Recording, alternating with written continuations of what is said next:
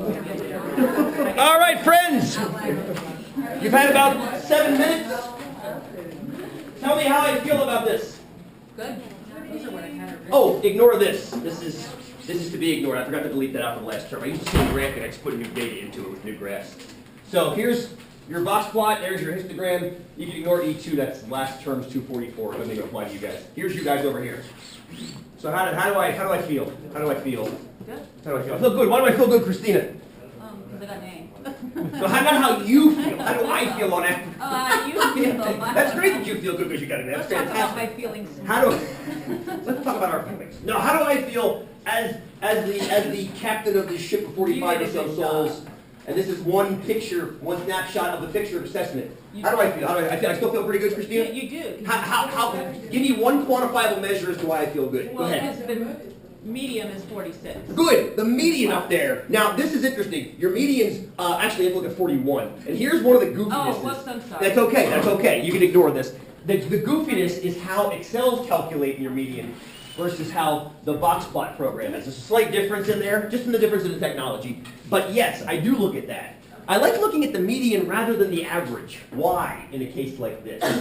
That's a great point, Christina. Thank you. The median being 45. Let's revisit that in a moment. But why do I look at the median instead of the average in a case like this? Susie, go for it, my friend. Outliers throw off the average. There are so many outliers in this data. Look at those little dots at the left side there. All these dots on the left side are outliers by that IQR rule we talked about back in the day in 243. So where does the average go when you have outliers? Towards the outliers. They chase the outliers. Where does the median go when you have outliers? It's a bit of a trick question. Ken, go ahead. It doesn't go anywhere. It stays where it is. It doesn't know that these are outliers. It just knows they're the smallest data values. Even if these 4 data values, I think there's actually more than 4 though. Even if these 4 data values were not outliers, but just the smallest data points, so let's just pretend all 4 of those were all 15s, which is the smallest non-outlier data point. Okay? What would the median be? It wouldn't change. It would still be the same. What would the average be? It would change. And what would it get? If these guys moved this way, where would the average go? That way. It would go towards the median. You get towards the median. Very nice. Can you tell there are outliers based on this graph, this histogram right here? Can you tell there are outliers based on that histogram? Okay, could you tell there are potential outliers based on that histogram? That's good, thank you. I should have asked a better question. Potential outliers. It's hard to tell if there are exactly outliers because what is that histogram not shaped like?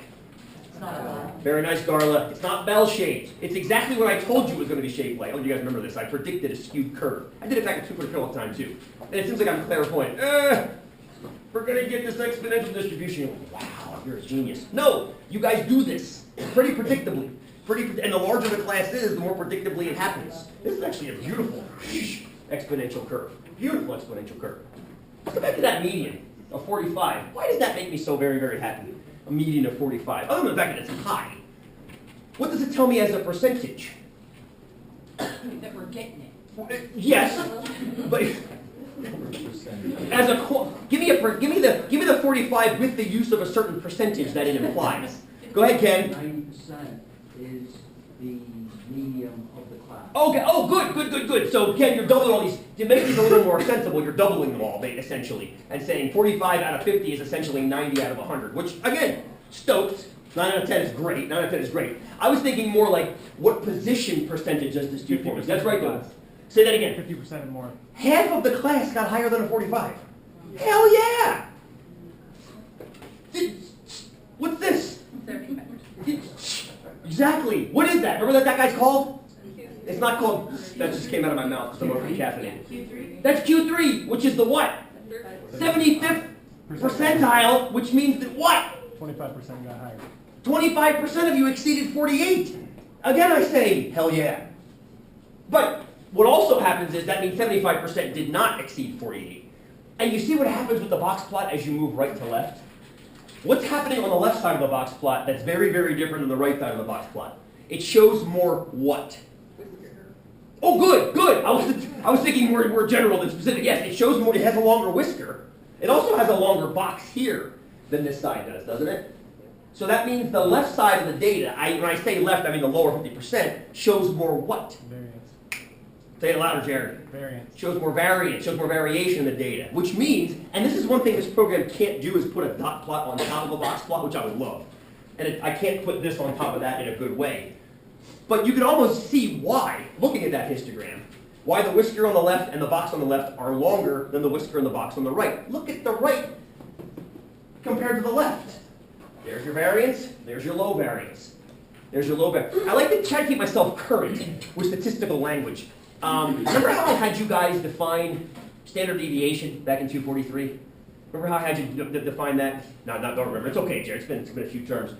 How do we define the measure of standard deviation? Who remembers? I'll give you a hint. Use the word average twice.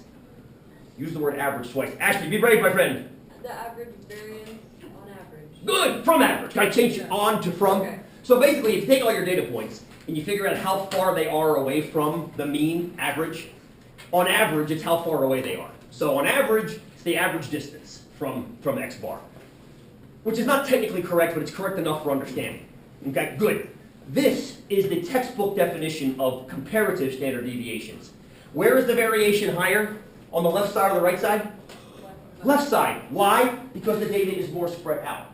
So if I was to break this into two separate populations, which is something we're getting into talking about today, actually, and we're going to continue the rest talk about the rest of the course, the S value on this side of the curve would be larger than the S value on this side of the curve, if we had exactly two different averages. So for example, if this had an average and this had an average.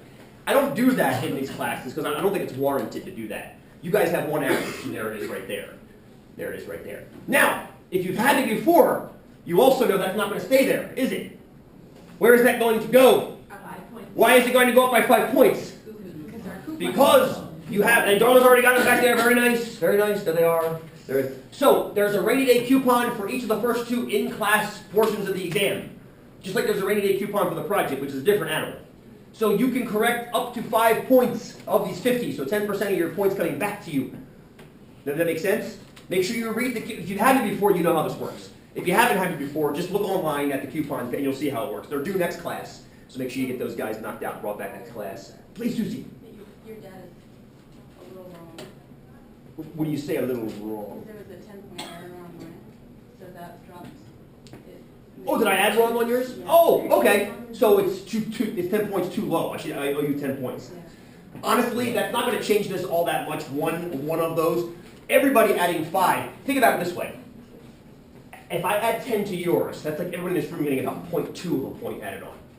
If from a grand scheme of points, because that is the sum of all of your exam grades divided by 45. So it's not going to change it all that much, especially not to the whole. But when we add 5 to everybody's, it'll make a huge difference. Huge difference. Yeah, Christian. When you use that rainy day coupon, like, so say I missed 2, and they're each worth 5 points. Do I have to do both of them, or can I just pick one to do it? You missed 2 points. You know what you're saying? No, I missed 10 points. Oh, so you can make 5 of those back. Okay, so by doing one problem, or do I have to do both of them? You have to make 5 points up to 5 points up. You can split it any way you want to. Okay. Does that make sense? Yeah. Kind of ish. So basically, Christian, you can correct the entire 10 points. I recommend doing this actually. Correct all 10, but you'll get 5 points back. Cool. I mean, and what happens is, I had to put this, those of you who haven't had me before, I had to put on the coupon, corrections must be correct to receive points. And you remember why? People were turning in stuff that was wrong and demanding points. And I said, well, it's wrong. And they said, well, it doesn't say it has to be right. So, what I recommend doing... No! I sent them away, saying that the word correction implies correct. Anyway, that's why I recommend overdoing it. Like if you miss 10 points, correct all 10. You only get 5 points back, but then on the off chance that you correct something incorrectly, at least you can fall back on the 5 you did correctly. Make sense? Good? I like doing that. Who remembers why I do the rainy day coupons? Give me one reason. Because you love us. Well, that's one reason. Yes, I do love you. That's anxiety. It removes some of the test anxiety. Now, those of you that haven't had it before might not have known this was coming, but now you'll know it's coming for the next exam and make you relax a little bit. Pedagogically, why do I like them? Do you remember why? I told you this last term. Do you remember why? Probably not, because you're like, I get points back, I don't care. Because you want us to understand it. Right. When I give an assessment back, and you get it back and it's done, are you going to look at it again? Let's be honest. Probably not. But if I give you some points to look at it again, are you going to look at it again? Hell yeah. So that way, this is not a dead assessment. This is not a dead assessment. It can increase by 10% up to 10% of its value for you guys. Actually, even more, I guess, because you're adding more than, or you're adding, anyway. Yes, you're going to add points to it. And that's the whole point, is that I want you to look at it again and learn more from what you learned the first time. You already learned, obviously, you learned a lot. You learned a lot, but now you're going to learn even more. Yeah, Jamie?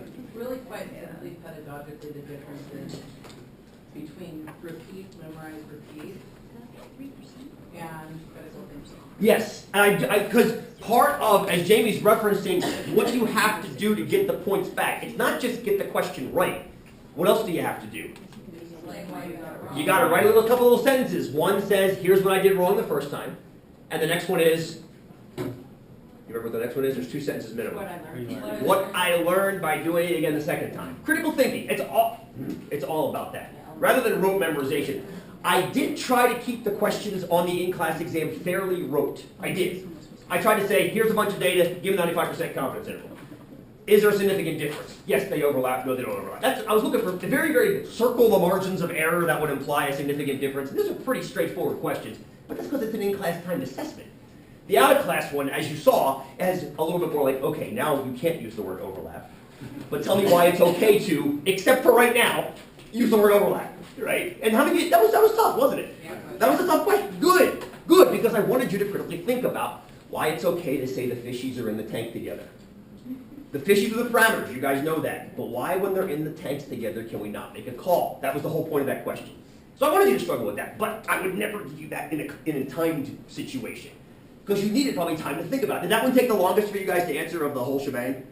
What do you think? They interpret one, maybe-ish? No, maybe not? Okay. The one about talk about why you can say overlap without using overlap. Whatever that. Not on this one, on the take-home part, yeah. We couldn't think of anything. That's okay, that's okay, that's all right. So that's good, but now we're going to use overlap all the time. Because now you've critically looked at why it's okay to use that, rather than just regurgitating back. I mean, I've said it a number of times. I've answered that question to you a number of times in class. If you watch the videos, you'll see the answer of that question on the videos. But having you write it down, hearing me say something and having you write it yourself are 2 totally different things, as you've probably figured out by now through the education process. Cool? Or maybe not. It's a little chuckle over here. Good? Yes? Okay. So I'll get that stuff back to you on Thursday. And then you can put that together with that and make a 100-point exam if you want. Or just treat it as 250 points. It doesn't really matter. It's all just points. Cool? Check to make sure I added things correctly. If I shorted you points, tell me. If I was too generous with points, don't tell me. Obviously, just keep them gift. Just like last time. If I screwed up in your favor, don't remind me of my error. Please. Yeah, please. Apology. The video from last Thursday, that little microphone that I've been using, it just died at some point between Wednesday and Thursday. So I turned the video on, I uploaded it yesterday morning, and then I'm watching it, and I'm like, and if you can't hear a damn thing, I'm like, that is useless. I mean, it's kind of comical, but useless as far as learning from. And I apologize because that discussion we had on Thursday I thought was a pretty nice foundational one. So we're going to bring those points back today. I mean, basically, the point of today is to kind of keep that idea going. But I apologize there's no video from last Thursday just because of the freaking mic. So now we're back to using the GoPro mic, which works. The other mic works better, so I'll do some research and get a better microphone that'll last a little bit longer. So, cool? So apologies for that. If you were looking for the video from last Thursday, I also recorded the presentations that I gave last weekend at the math conference, one of which was dedicated to you guys because it involved confidence intervals of how fast my band now plays compared to how fast we played back in the 90s. But you can't hear a damn thing. I had song samples, video samples, and I'm just standing there like, and you can't hear a damn thing I'm saying. You can kind of see what I'm pointing at, but I was going to share that with you guys, but now I can't, so therefore I won't. But I want to. Maybe So we it's can sad. clip together words and just, You know. can kind say- of, like that NFL video, the funniest voiceover NFL video, that thing is freaking classic. Yeah. Anyway, so I'm stoked. Totally stoked. Before we get going back into this, I still have a few copies of this. I'm guessing people don't have this yet. This is what we're kind of working through today, maybe into Thursday as well. It's the article lists, so that's a one-pager. And there's also, these are the slides from the PowerPoint. There should be 3 pages total. They're still collated, so if anybody needs these two, I'm guessing you guys need that. Take 3. They're numbered. 1, 2, and 3, or 1, 3, and 5 down there. They're 2-sided copies. So we'll need those. We'll need those. Go here.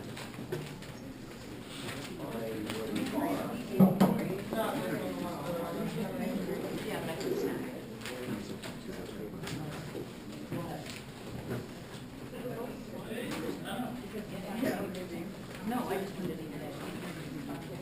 So make sure you guys have your article list. Your article list. There should be one on heart rate and caffeine, one on breast cancer and green tea, and one on secondhand smoke and lung function. That's the 2-pager. Then there's a PowerPoint slide set. What I want to do quickly is kind of in a 5-minute synopsis go through what we did on Thursday. I hate doing this so quickly, but I also... What's up, Jane? Ashley, the free slide. There are enough. I just don't know where they are now. There's the articles. There's the slides over there. Good. So we'll get them. And I got a stapler up here. You guys can staple them at the break, so you don't lose. We got articles up here. We good with articles? Okay, we'll throw the articles over here then. Oh, thank you. Oh, yeah. So this will be our little common table. Same thing. Just extra copies. Slides back here, I think. Yes. Get some slides back there. Good. There we go. There we go. I made exactly the number of copies as students in the class. So someone may have to kill someone else to get a copy. Good thing that's on camera. I'm glad I put that on camera. So, hey, Sean said I could. So, what I want to do is a quick verbiage go through of what we did on Thursday. Hopefully this will be enough to scratch the memory surface before rather than going straight into the next data set, which is a good one. But at the same time, I want to make sure we're still solid with the terms we got last time. Research hypothesis, null hypothesis. Tell me what you remember about those bad boys. Go ahead, darling. Research is something you're interested in. Perfect. It's what you're interested in hopefully showing, perhaps. Or maybe you're not even interested in showing it, but it's the opposite of your null, and the null is the way things are. So for example, maybe you've created a new stretching technique that you think is going to increase range of motion in folks that have had elbow surgery. And you know what the average range of motion is for those who have had elbow surgery. So you know this value.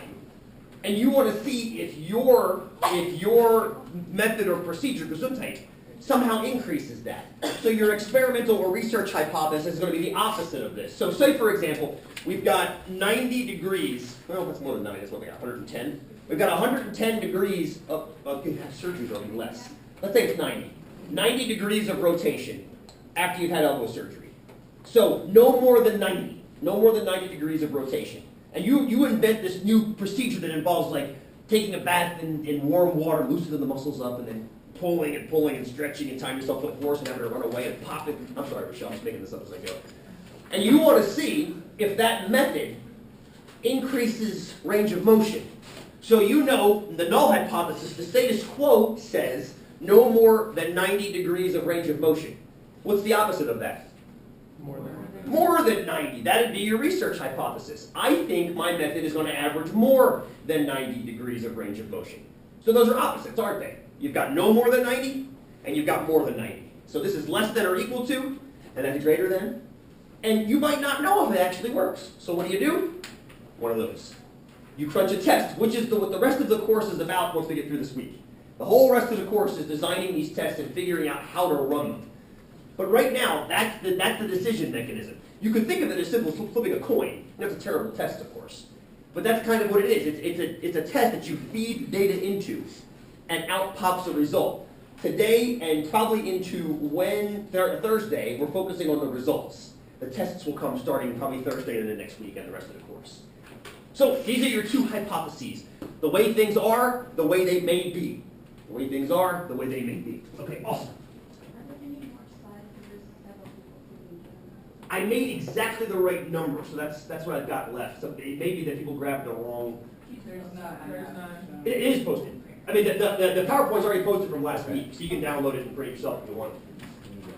Okay, here's a statement from the actual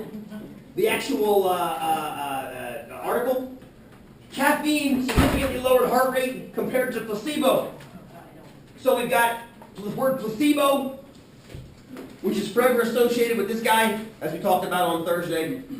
Placebo is basically a sugar pill. Okay? Why is this interesting to talk about, the fact that caffeine lowered heart rate? Because we expect it to raise heart rate. Because caffeine's a stimulant. You would expect heart rate to go up, not go down, especially during exercise, which would already raise heart rate. So you wouldn't think that caffeine would lower it, but that's exactly what happened, which is why you're reading this. Now, what we did, and this is what I'm kind of bummed about. We spent so much time developing this idea. So essentially, you go into the experiment saying, okay, caffeine's a stimulant. It's going to raise heart rate. But yet we did the experiment, and what happened? It got lowered during one level of exercise, right? Sub-maximal. But at rest it didn't, and at maximal exercise it didn't. So it actually did what it was supposed to do, that it didn't get lowered. And if it didn't get lowered, that means what? It raised. Either raised or Stayed the same. it stayed the same. Good, good. There's always kind of three things going on. There's always it got greater, it got less than, or it stayed the same. And you'll get used to that a lot in this class. It's all about inequalities. Whether something changed or didn't change is binomial, but how it changed is actually trinomial. Less than, greater than, or equal to. But you'll get very used to that. Okay, so I want to focus on these P's, or I guess we did focus, and we're going to continually focus on these P's. The P value. How am I going to make sure that you can tell this P away from all the other P's in this class? I'm going to make that one capital. I don't know if your book does or not. I hope it does. I'm not sure. I will. I promise you that. Because you already have a little P hat, little P bar is coming up. So we'll be a big P, which is probability, big P. And it's a conditional. It's a conditional. It's the chance that you got whatever data you did, assuming that your null hypothesis is actually true. That's what a p-value is. Now, in order, as Darla said, to see that the experimental hypothesis that we're interested in is, if you will, true, and I'm putting true in quotes, because we can never see if something's true or false. All we can see is if it's believable or not, if it's more believable than not believable. What kind of a mathematical result are we looking for? It starts with a C, and I made you suffer through a geometry proof to drive this point home. What kind of a relationship are we looking between the data that we got from the experiment and the null hypothesis? A contradiction. Remember that word, a contradiction? So in other words, are you thinking that this should agree with this? No. No. You're thinking they should disagree. They should disagree. If they disagree, now, some of you are sitting there going, okay, Rule, it's been 5 days. This disagree talk is pissing me off. Right? If things agree, then they're connected, correct? But remember, which hypothesis do we want to support in an experiment?